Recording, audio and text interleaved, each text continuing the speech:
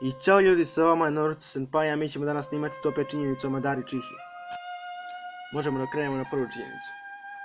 Madara je imao 120 godina pre nego što je umro Naruto.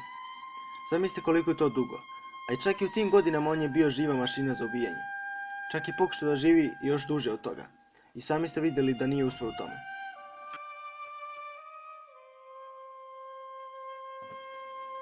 Za Uchihe njihov nasledni element je bio vatra, ali ne i za Madaru, njegov element je u stvari bio vetar.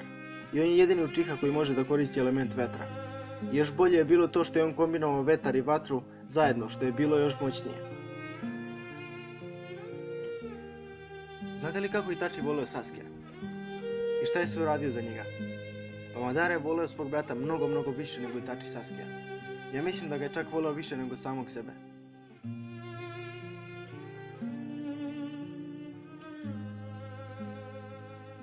Madara nije bio zao, uvijek imao dobre namere, ponašao se onako drsko zato što je gledao kako ljudi u selu umiru i bilo mu je dosta toga. Samo je htio da stvori svijet u kome vlada mir.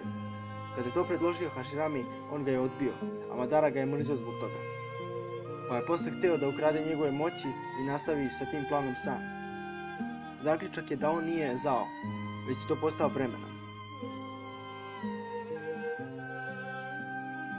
I za kraj, Madarin rođendan je 24. decembra.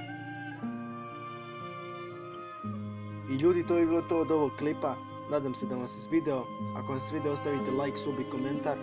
Vidimo se u sljedećem klipu.